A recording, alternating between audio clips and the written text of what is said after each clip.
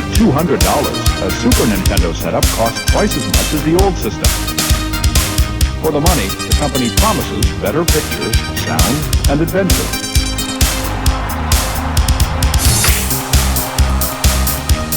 Now you're playing with power, superpower. You're the king, I tell you! The king! Only for Super NES. Only on Super NES.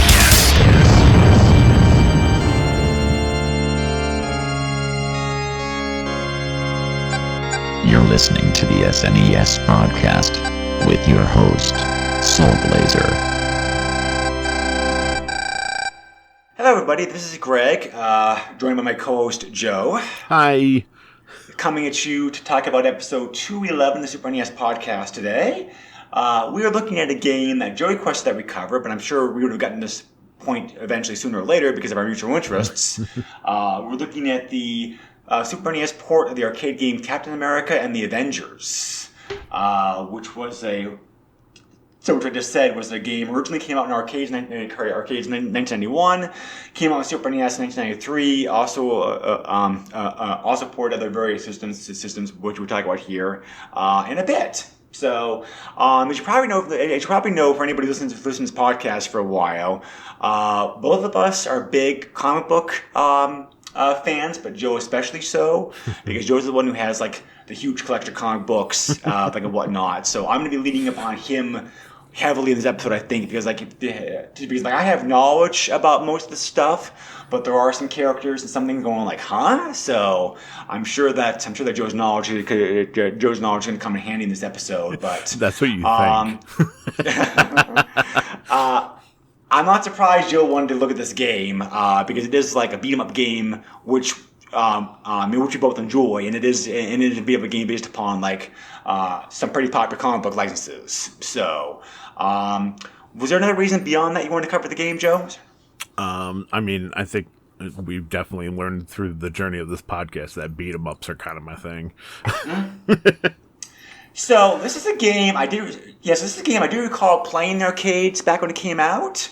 I didn't play it as much as other beat 'em up games. Because I think that spoiler. I think this game is a good beat 'em up game. I think there are better beat 'em up games out there, and this game this game definitely was a product of the Me Too trend going on this time period.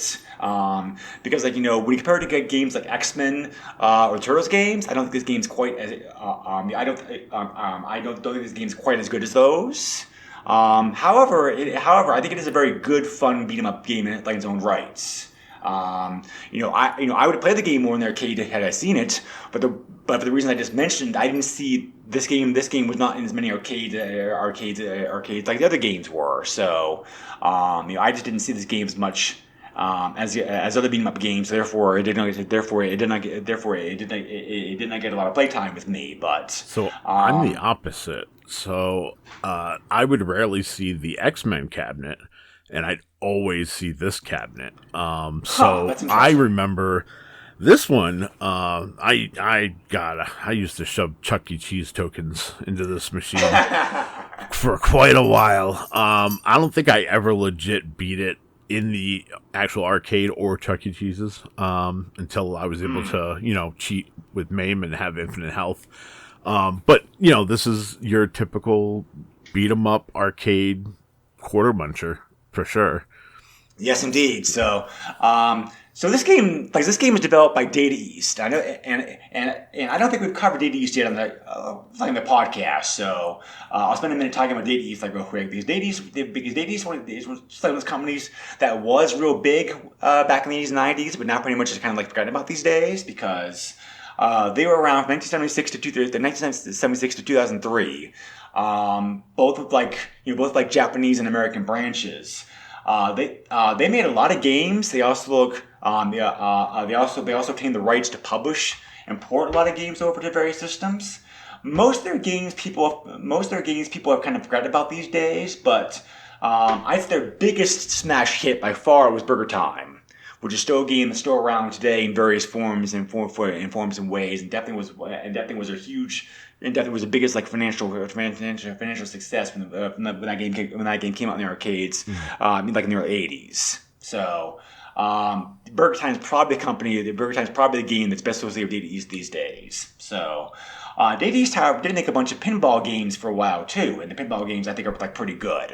Like maybe not on par with like Gottlieb or whatnot, but Data East did make some very good pinball games too for a while, I think. Absolutely. So. They did release a lot of they published heavily on both the computer and also consoles. Data East obtained the rights from Marvel to make like the Avengers license. So they created like an arcade game based around this. So as the name suggests, Captain America is one of the playable characters in this game. You're able to play in this game as one of 4 members of the Avengers, who it may be an interesting selection of a roster selection. This is sort of one of the most interesting things looking at this game now. Like now 30 years on, Joe, because it's like I think it's like so many other things things in life things have changed a lot in the last 30 years since this game came out. So the 4 playable characters in this game, I think were characters who were popular and current in the comics at the time, but those characters may not be the same. So those characters certainly are not as popular or as well known today, if that makes sense. So because you're actually off on that. So. In the 90s, late 80s, early 90s, the Avengers was actually much like the Fantastic Four and kind of a dying brand. So X-Men and Spider-Man was the big ones. Those were the tent poles for Marvel. Those were the ones bringing in the money. And they would frequently do tie-ins to basically boost sales for the Avengers books. Or the spin-off books of the individual characters and whatnot. And they did the same with, what do you call it? The Fantastic Four as well. That being said, in hindsight, now looking through the eyes of someone in 2023, if you don't have any of that knowledge and you just look at this, you would think this was a throwback game made to tie into the Marvel Cinematic Universe, because we know all 4 of these characters from the Marvel Cinematic Universe. Like, these are some of the main characters, whereas like back then they were technically like they're the B team, even though technically they're the first team, for Marvel.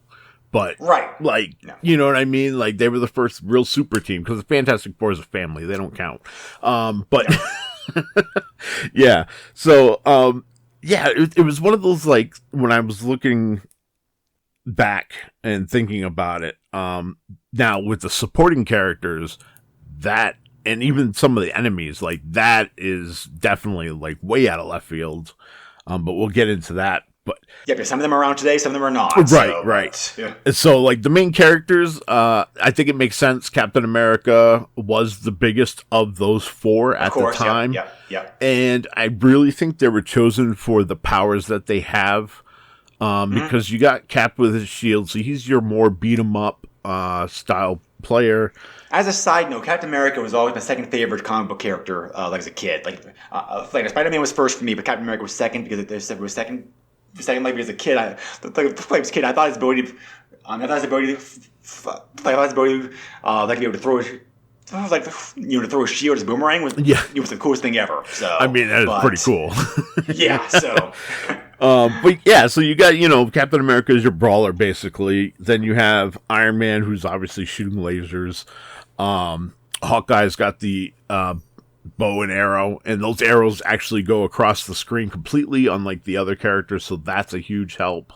Yeah. And then Vision is kind of like Iron Man, but not quite. He's got just a bit of a shorter blast. Right. So when I looked at the roster, characters for this, it's like Captain America, Iron Man, Hawkeye. I immediately recognized because those 3 characters have all featured very, very heavily, like in have all featured very heavily, like the Marvel movies. Right. All the Marvel movies. Vision at first, I'm like, wait, who? Who's that guy? It took me a moment to realize that I took a moment to figure out who he was, because he but he didn't start showing up in the movies until about halfway through the franchise run. Also, I think that it sounds like reading about him. It sounds like his character got changed the most in the movies versus versus comic book appearance. Right. So, but yeah. So all four characters I think are very good characters. Characters, characters people would associate like the Avengers, like for sure. So, So I play Captain America a lot in this game because of my because the reason I just said. But I did play everybody else, and they all have like strengths and weaknesses, of course. Yeah. I think, Joe. I think for the most part, this game did a pretty good I think this game did a pretty good job of depicting the characters' abilities. In the game, visit their comic book counterparts. At least how they were set in the comics like 30 years ago. So, one thing I just want to interject here. This cast of characters that we have, this is like basically the best and most recognizable characters for the Avengers. Up until 91.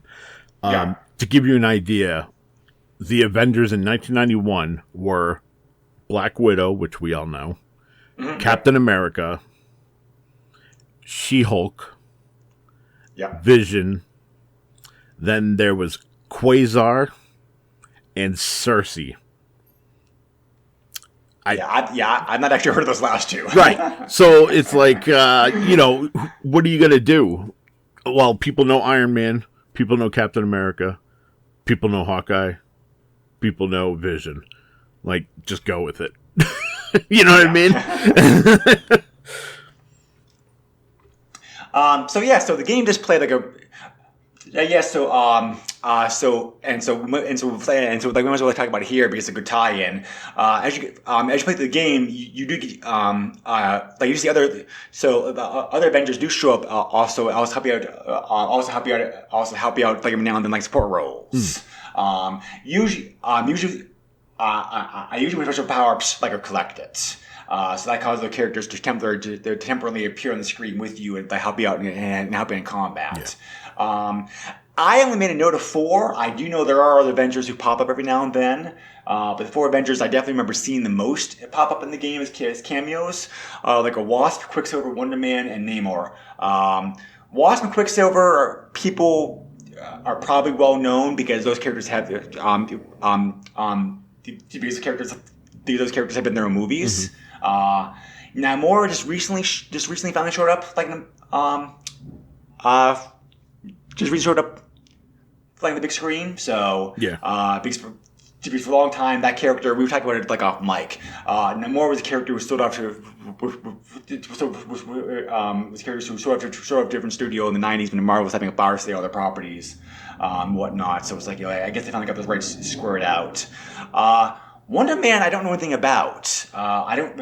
If he has been on the big screen, I missed him. Yeah, he hasn't been on the big screen yet. From what I understand, he will be sometime soon with one of the upcoming films.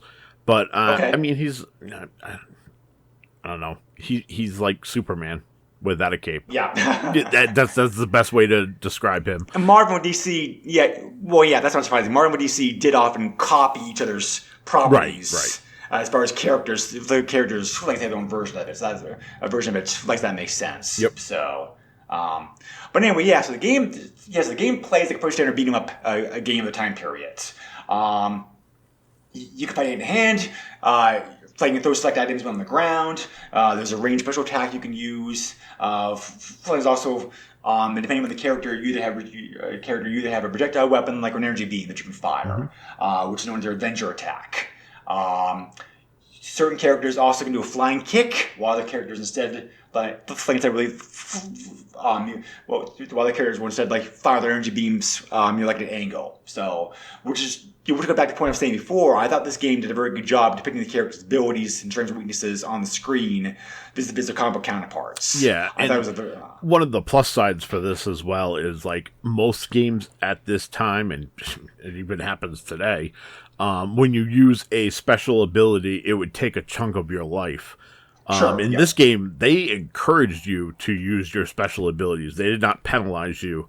So that really plays into the gameplay here. Right.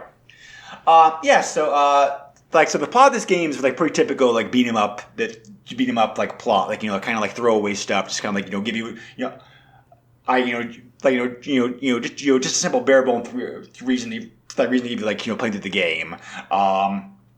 So in this one, the big bad guy is Red Skull. He's assembled like an army supervillain and henchman to stop you. A pretty well-known roster of characters for anybody who's a comic book fan, I think. Some of these characters have shown up on the big screen, and some of them have not.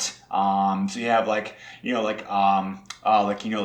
Ultron's obviously the biggest name on here that people recognize. But you also have Claw, Living Laser, Whirlwind, Wizard, Grim Reaper, Mandarin, Juggernaut, Controller, Crossbones. Like I said, it's a pretty good roster of villains.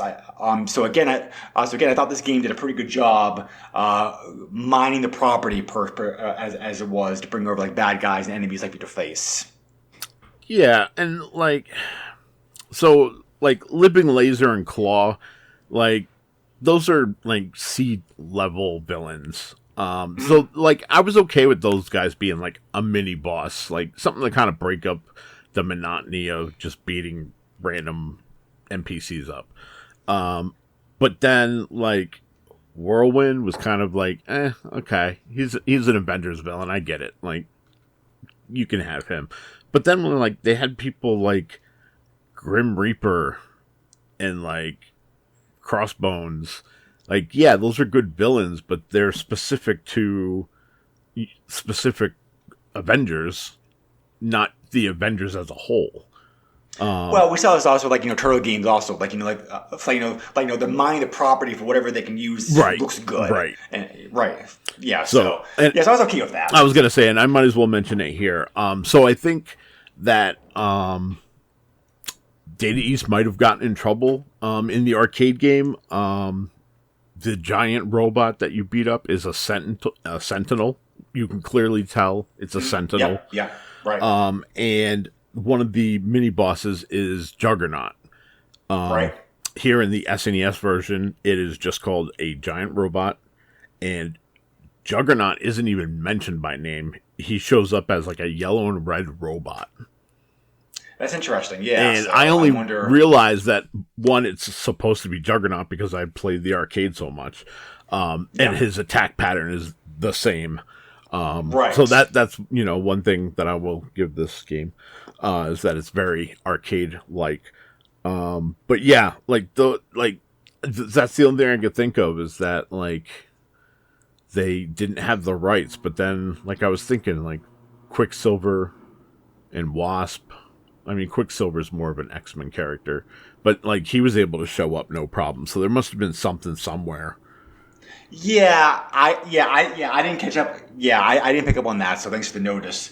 There may have been something because Marvel was selling their rights to other companies too to make other games based upon other properties, Spider-Man, et cetera, et cetera. So it's maybe there's some kind of crossover, or whatnot, where Marvel told them that they couldn't use those names again for whatever reason. Right. So that's something I'm thinking about. There's that famous example about was it Shinobi's Revenge on Genesis? Yes, where they had Batman and Spider-Man as villains, legit villains. Yeah. Plus also Godzilla, and so they had to make a running change like an arcade version to change those guys. So it's maybe something similar happened here. So also another possible reason. The arcade game was developed in Japan, and the game was released in Japan as well as in the West. Maybe the rights were more specific for one country versus another. That's possible. But because I'm not really sure about that. But anyway, the arcade game, the arcade game is fairly short compared to many of the beat 'em up. It's only 5 stages, so it's a good player can go through the game for about half an hour or so. But there were 2 versions of this game made, 2-player and 4-player. So I only ever saw the 2-player version of the game. I wasn't actually aware there was a 4-player version of the game until I was doing research like the podcast. So the 4-player cabinet must not have been as common. Yeah, so I only know the 4-player cabinet because that was the one that was at Chuck E. Cheese. Makes sense. Which makes sense, right? Just Chuck E. Cheese. They want as many people on that machine as possible. Right. Yeah. But yeah, like I remember, it was literally like one row in Chuck E. Cheese. It was like Captain America and the Avengers. You had Ninja Turtles, the Simpsons arcade, and then on the very end was the X-Men arcade. All very good beat 'em ups. All great beat 'em ups, and like all 4 players, so they were getting that money. Yeah. So the arcade game itself, like I said, the game. I think the game. Yeah. So I think the arcade game is fun. I don't think it. I don't think it's quite as good as the other beat 'em ups that you just mentioned, but it is a good beat 'em up game in its own rights. Yeah. I really loved how well they depicted the characters' abilities and powers in the game. Like I already said. The game uses like digital speech like most of the game, which is like pretty good, cool. And there's also those and there's also like comic book style cutscenes, transitions like between stages, which is a nice touch. So the music's very good. It was very appropriate for like a beat 'em up game. I thought the sprites were kind of a bit small. I kind of wish the characters were a bit larger, but that's kind of like a small nitpick. So. While it is a quarter muncher, I thought this game was a little bit more fair to the player compared to like X-Men or Turtles as far as that went. So I think this game is one of the more easier beat 'em ups to play through. I know that I know you said earlier, Joe, that you never finished the game, but I think that I did beat this game back in the arcades with like among other games, they're all quarter munchers. I thought this game was a little bit more fair to the player than many other like beat 'em ups other time periods. No, I completely agree. So the arcade game is definitely more fair than what we got on the home consoles, but we'll get to that. Yeah. But yeah, it's a beat 'em up. It's a quarter muncher. One thing I did like about this is that every quarter that you put in would increase your health by, I think it wasn't a full 100, but I think it was like 50. So it would give you half. Something like that, yes. Yeah. So, like, you could start the game with, like, 300-400 health and then go through. That's, you think that's a lot, but in reality, when the enemy hits you, they're taking, like, 10 to 20 points away from you. Sure. But and I think that they did that, and they made the AI a little harder because of the fact that you can willy-nilly use your special ability and you don't get penalized for it. So, right. It was a way to, stop people from basically beating it on one quarter or two, depending on the arcade cabinet. So, yes. That I get, but, for me, I agree. This is not as good as X-Men. It is not as good as Turtles. It is not as good as Simpsons, but it is still a fun game that, like you said, is pretty fair. Did you ever play did you ever play the Spider-Man beat 'em up game by Sega? Yes, I actually love that game. And that game officially is terrible. Just so you know, that game is terrible. I was gonna say, I think this game's better than that game. Yes, for sure. Yes. So, but as a kid, like that's all I knew. That was the only Spider-Man game I had that I could play, especially in the arcade. So I loved every bit. Also the graphics. The graphics of this game I thought was like very good. It's like you not only have like the rich detailed backgrounds and stages and whatnot, but the comic touches they put in the games that such as the comic book style fonts like would be with the attacking enemies and whatnot. Yep. Nice touch. Yeah. Like very very looks good. So yep, the speech bubbles, the text like you said, when you beat up an enemy, it has like that old Batman 66 pow. And whack and stuff like that. Like, that stuff's fantastic. Like, it's the little things like that I love. Like, this literally, and keep in mind, we're talking about the arcade version currently. Right, but, like, this literally looked like a comic book come to life before we got anything in the cinematic universe. the real cinematic universe. Yeah. So I greatly yeah. appreciate this game for what it is. Yeah, because there had been there had been a couple of Avenger computer games before this point. This game really was the first time that an Avengers game had really gotten like major attention from people because how popular their arcade game was. Right. So, and like, this game is not being released. Is not being released currently in a collection or anything like that. I guess maybe because of rights reasons. However, 2021, Arcade 1UP did put out a cabinet, which, while I featured X-Men on the front and center, also included in that game, also included on that cab this game and its sequel, Avengers and Galactic Storm, which came out in 1995 and was unlike this game arcade only. So if you want to play the game nowadays, you can't buy the cab and play the game and the other two.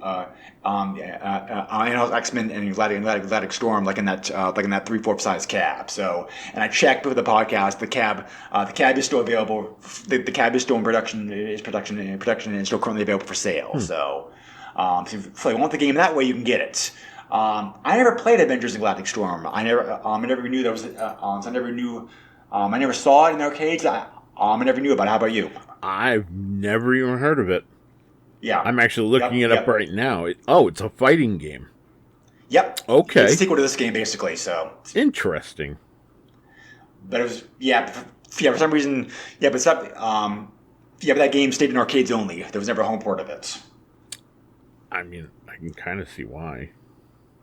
It does look pretty complex. Yeah, it looks pretty complex. I think even like a PlayStation or Sega Saturn port of this game wouldn't have been good, from what I can see. Yeah, but yeah, you can debate that for sure. I encourage people to definitely look this game up and definitely check out some gameplay on YouTube because it looks like it plays all right. But yeah, see, for me, like Marvel fighting games, like I think you've talked about on this podcast already, War of the Gems.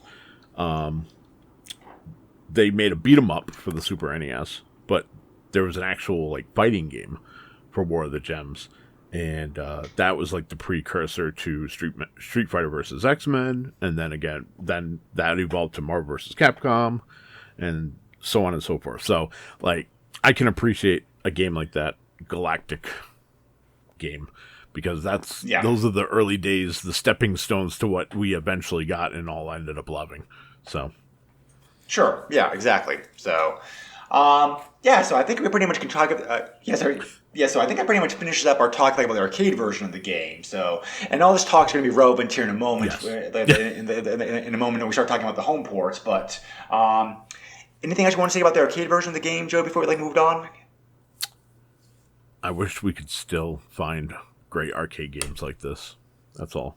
Well, I am glad that Arcade 1UP at least made it available. Yeah, that's true. That's true. But because they always do that with their cabs. They there's a marquee game that they advertise like their cab. Yeah. That's a game that's like front and center. That's the artwork and whatnot. But they also put other games on there too. And sometimes those other games can be just as much fun, if not better, than the main game. Yeah, so absolutely. I think that so anybody buying it, so the X-Men cab was very popular when it came out. I know a lot of people. I know a lot of people think about the arcade 1UP version of it.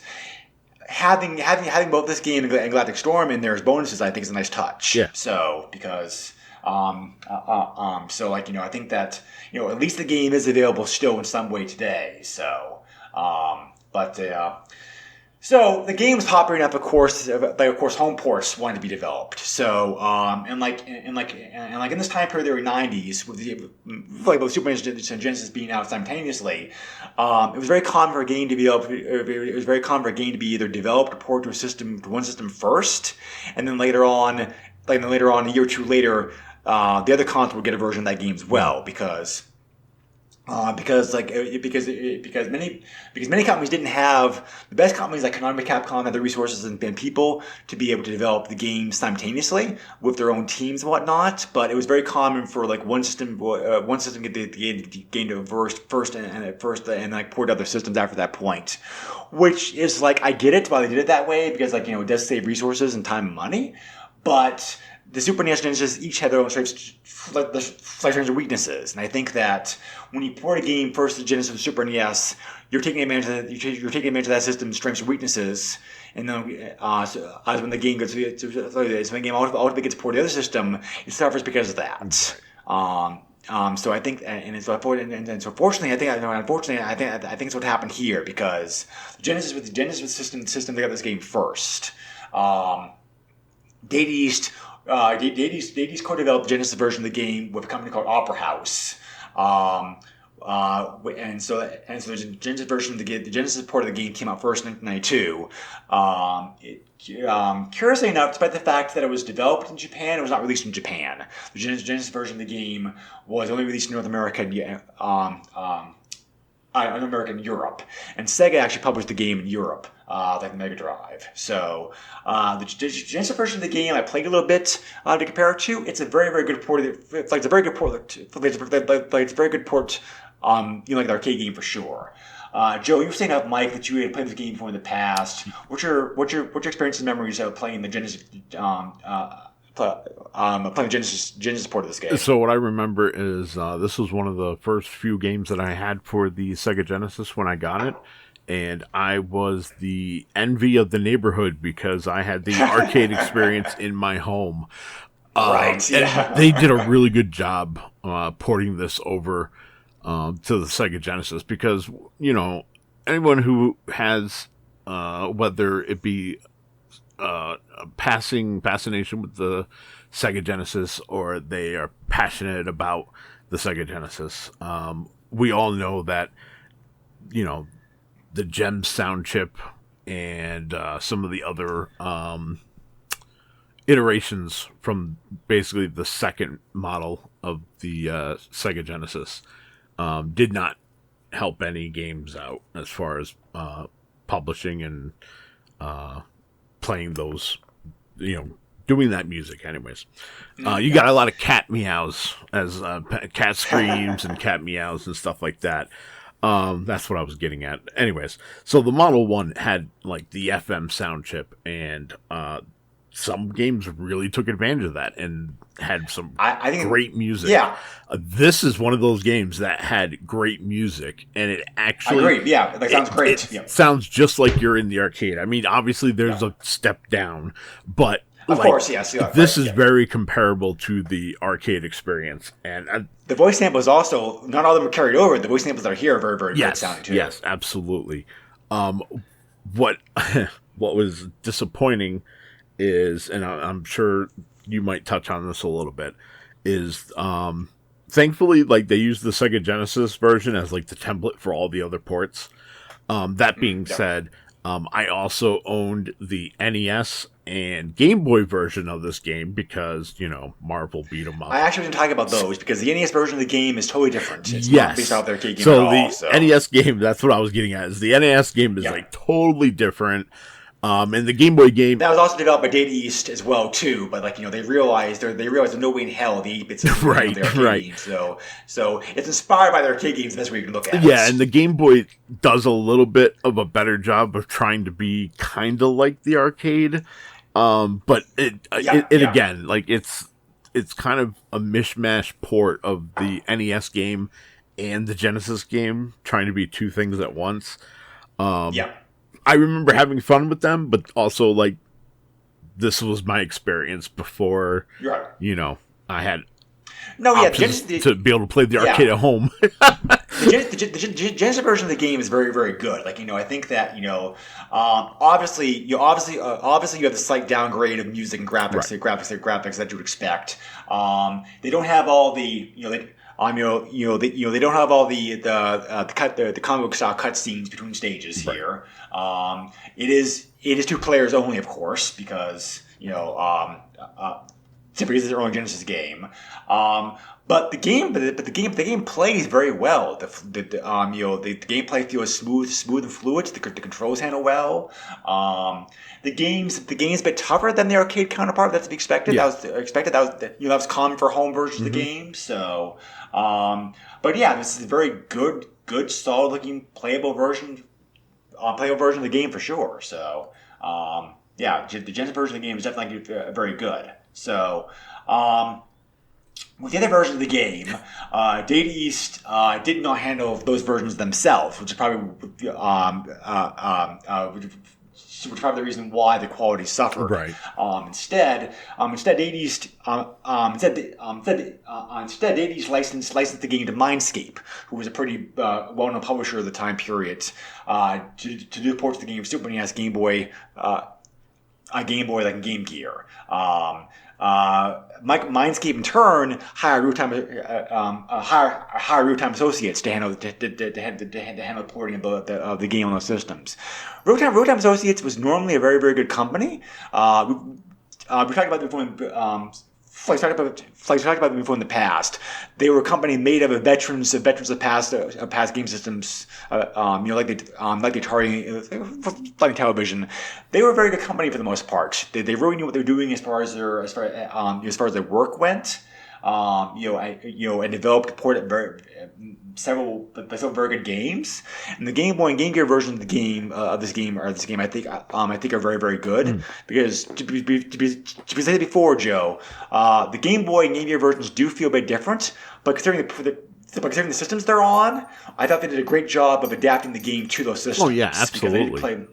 So it's like they play more like the arcade version than the NES version, which of course the NES version is a totally different game, so we can't really look at that to be fair. But the Game Boy and Game Gear version of the game, they did try to copy the arcade games best they could in the console on the handhelds, and Real-Time Associates did a great job with that. I thought those again, considering the systems they're on, I thought those games did a very, very good job. Yeah, and just for reference, like for me to say a Game Boy game is bad, it's got to be pretty bad because like there are bad Game Boy games. Yeah, because like there are some games that like were bad that it was my only way to play the game for a while, and I could tell you that they are actually good games because I spent so much time with them, like Killer Instinct that does not belong on the Game Boy, or the Street Fighter 2 game that they made for the Game Boy. Like those are not good.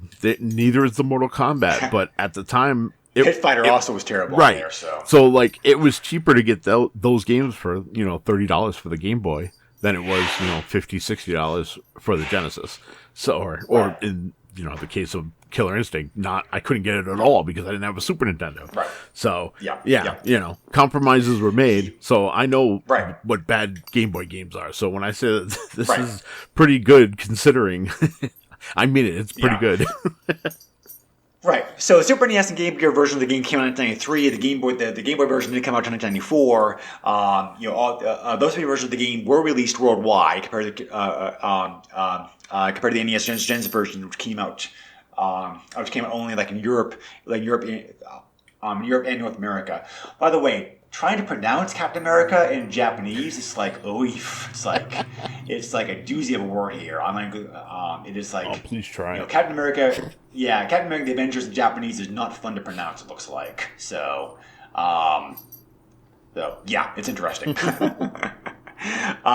So anyway, having just said high praise about Real-Time Associates and the good work they did usually on their Game Gear versions, you have to wonder playing the Super NES version by itself is fine. When you compare Super NES version Genesis version at all, you're like, what the hell happened here? Because it's like the Super NES version, Real-Time Associates definitely dropped the ball on the port, and I don't know why, because it's not like them to do this. I really don't know what happened here. I'd like to know. So I'd like to know what the factors behind the scenes that led to this, but.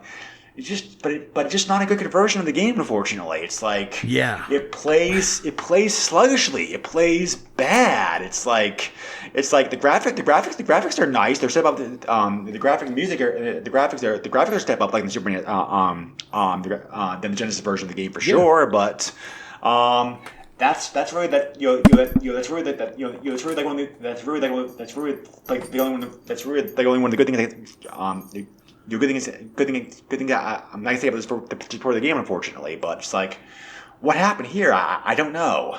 So yeah, so graphically I think the game looks all right. It's a little darker. It looks great, and it's a bit too dark, but it definitely matches it. But it definitely matches the arcade style like very well. Yeah, and I was actually going to say, it being a bit darker, it kind of gives it a little bit of grit, which I kind of like. Mm-hmm. My biggest gripes with this is, if you've played the arcade game, it is super snappy. You can run around, literally run around. Yeah. This SNES version, I just feel like it's running at a quarter speed. It makes this game such a slog on the Super Nintendo. Also, like, difficulty is still the same, so it's cool that it brought over that arcade difficulty, because I'm fine with that, because that would extend a weekend rental that would be beaten in a half hour, stretched out a little bit more. So that's nice, but couple that with the crippling speed. And the fact that when the enemies are hit and they're flashing, you can't hurt them, but they can still hurt you. That is terrible. The collision detection in this game is horrible too. Also, so that was one of the other things I was going to bring up. Yeah, and to compound all that is, remember how I said in the arcade game, enemies could take sometimes 11 to 12 hit points off of you. Well, here you can't put in extra quarters to get health. You have your 100-point health bar, and then you have, if you go into the options to change it, you can have up to 5 continues. That's it. So you have, your life. I think they give you 2 lives, right? So you have two lives, 5 continues to be able to beat this game. It took me a while to get, and I'm embarrassed to even admit this. Like, I went through 3 continues before I even beat Whirlwind. Because I was not prepared for how just janky this game is. That being said, though, I do praise the graphics for how the characters look, the backgrounds, all that.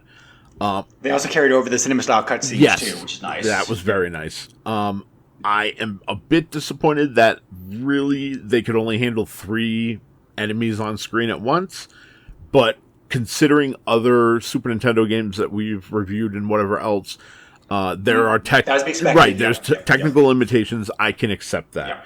Yeah. The other thing I want to say is that the speech samples and the music are on point. That is one thing I thought that they did very good with this port. I actually did not like it. Yeah, I actually disagree with you on that. I thought the music I thought the music and sound of this game was terrible. Oh, okay. They did, they did copy the music over like an arcade game. It's recognizable for what it is, but compared to the Genesis version, it just sounds terrible. Correct. It's like I thought the instruments sound. The instruments make this sound, which is a shame because Super NES has such a very good sound chip on it. It's like I don't know what happened here because it's like, but I thought the music sounded like weak and tinny on this, by comparison. The voice samples are not very good. They're hard to understand compared to the Genesis version of the game. sound effects just sounded like stock, Yeah. Your generic stock samples, the samples any other game would use. So it's fine for what it is, but the Genesis version of the game, it's just like no contest. This is definitely a case where the Genesis music sounds better, and I don't often say that. I was going to say this is rare that you are the one who dislikes it, and I'm the one defending it. Yeah, it's like it was by itself in a vacuum to be fine, right? But if it's the Genesis version, you're like, ugh, this is horrible. But so yeah, and I think that's the issue with at least my notes is that I played this in a vacuum. I didn't go back to play the arcade. I didn't go back to play the Genesis version. I relied on my memories of the Genesis version to be able to talk about that. So yeah, this is very much in a vacuum. It's just the Super Nintendo version. So that's the kink in the armor, as they say. Yeah, and then right. So when it actually comes to gameplay, because the reason we already talked about, between the combination of that invisibility frame and also the collision detection, it definitely makes this game very, very hard. Harder than the arcade game, harder than any other home version of the game. It just doesn't feel right. The whole gameplay just feels like slow and choppy and sluggish. Because of all that, unless you get cheap on the AI, you're gonna have a rough time going through the game. It's like again in a vacuum. This game is playable. You can have fun with it. It's a perfectly fine version of the game, but again, compared to the arcade, compared to the Genesis, even compared to the Game Boy and Game Gear version of the game, it's just like it's no contest. Yeah. It's like far and away the worst version of the game. It's like it's like what happened, because it's like I understand that. Like I said before. They're taking a game that was originally ported to Genesis from the arcade, so they're already having a conversion to conversion, which not going to do the game any favors. But the game should have turned out better than this, and maybe it was just inexperienced programmers, maybe it was the rushed development cycle. I don't really know, but it's we just there's just no reason there's just no reason to play this version of the game like a mock for punishment. If you want to play a home version of the game, the Genesis version of the game is the Genesis version of the game is far away the version of the game to play. But it's just like the game is playable, the game is beatable. There's no major bugs, but it's like unless you just enjoy a really, really, really, really tough challenge for whatever reason, it's like there's just no reason to play this game, unfortunately, which is a shame, because Pit Fighter suffered the same problems. The Genesis version of the game is great. The Super Nintendo version of the game is like, what happened here? So again, this is like the same case. Also, it also reminded me of one of the was it I think it was the original WrestleMania arcade game port as well. Also suffered terribly in the Super NES for some reason. So again, sometimes Super NES just did not get the best just did not get the best ports of the game for whatever reason, and this is another example of that. It sucks because this is despite all that, this is still a fun game to play. It's just very, very, very, very frustrating. Agreed. So I think I've complained about this game enough. Anything else you want to say about this version of the game, Joe? With the world the way it is today and what you have access to, it is very hard for me to recommend this game. True. Yeah. I'm legit gonna tell you, go play the arcade. Mm-hmm. Go emulate it in MAME. If for some reason you can't figure out how to work MAME, which it's 2023, you should have no problem doing that. That's about the arcade went up too. Then still, absolutely, play the Sega Genesis version over this. But you should absolutely play the game, because the game is great. Just not this version. Yes, it is. Yeah. So, for sure. So Yeah, so it is nice. It is nice to see this game also existing because you pointed out, Joe, this time period, Avengers certainly not as big now then like it is now. So it's like I think the fact that East probably got the game rights for cheap, to be honest with you. Yeah. But it is fun to see them make an Avenger style game based upon that, because I think they did a very good job with it. Because because I think this really did help the I'm sure this arcade game helped to boost the name recognition like the Avengers some. Yeah. So, because it's strange. It's strange to think about now, considering how popular the Avengers are because of all the movies. But it's like it's hard to imagine time. It's hard to imagine a time like when the characters in the character comics they really weren't as well known as they are now. Yeah, I mean it's crazy to think that almost 30 years ago, like nobody really knew or cared about Vision, Hawkeye, Yeah, there was some love for Iron Man because he clearly got, his own Fox Iron cartoon. Man was well known. Captain America, and Captain America is well known. So, that's the whole reason this game is called Captain America and the Avengers. They knew where the name recognition was at. But, everything else in this game, it's like, you scratch your head, looking back at it, obviously, they probably got the rights dirt cheap because of who the characters were and everything. Did, yeah. But, looking at it now in 2023, it's like, this would be a hell of a game to release, now. You know what I mean? To have updated, beat 'em up with the new Avengers, that could be cool. I did see some comments from people talking about that. Diehard fans of this game, like I was saying, they'd love to see an enhanced version of this game come out these days. So there definitely is some love for it. So, So the game did very well in the arcades, of course. And the home version of the game did very well too, as well. The Genesis version of the game ranked very highly when it came out. Super NES version did okay for rankings, all things considered. Game Players, for example, gave gave 6 out of 10, which I think is fair. So,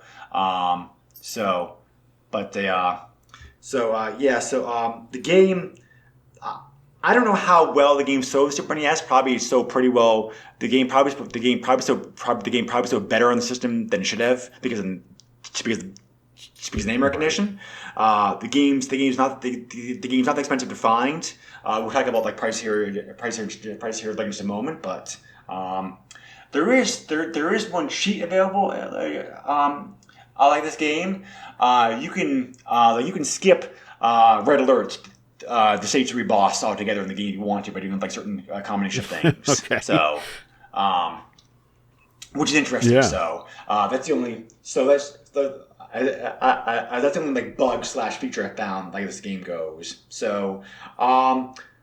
eBay, the game's commonly available. 84 copies of the game were currently listed as the time to do research. 58 copies of the game and sold recently.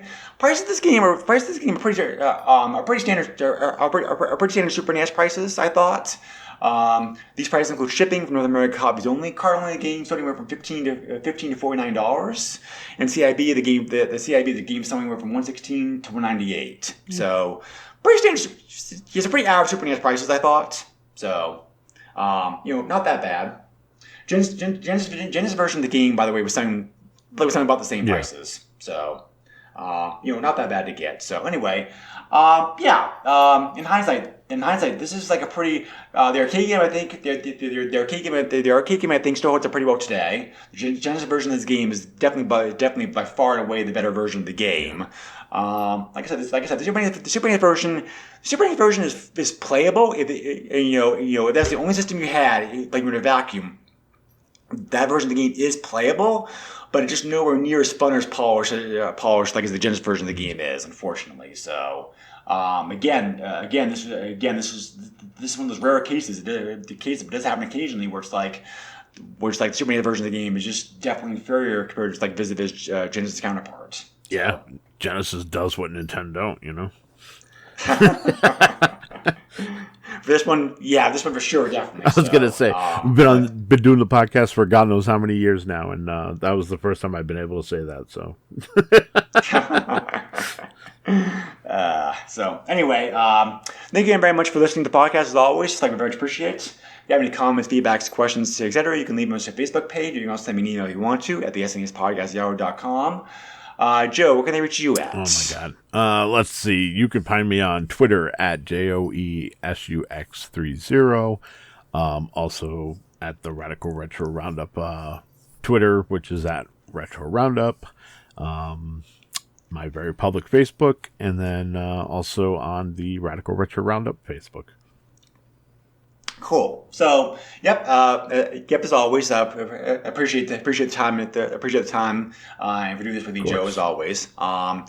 Next time we're covering next time the podcast we're covering again a beat 'em up, but of kind of a different nature. So we're going to be looking at the recently inspired by the recent podcast we did in Street Fighter games, and also inspired by the new Mortal Kombat game coming out. We're gonna be taking a look at the 4 Super NES Mortal Kombat games, how those games were ported over from the arcade, how they compare to Genesis counterparts, all that good stuff. So it'll be another fun compilation episode. Again, beat 'em up, put every different. Beat 'em up a different type of beat 'em up instead. I've never played. I actually have never played the original Mortal Kombat 3 on Super NES. I just skipped it and went to read Ultimate. So I'm curious to see how that version of the game is. Yeah. So I mean, I had the Genesis Mortal Kombat 1 and 2, and then I got Ultimate MK3.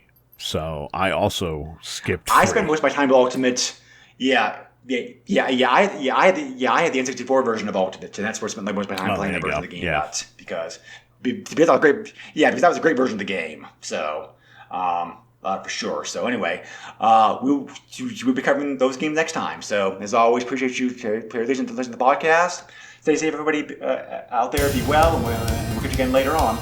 Bye. Nintendo controls 80% of the video market. But no matter how you play the game, or which game you play, things definitely have come a long way since Pac-Man. Now you're playing with power. Super power.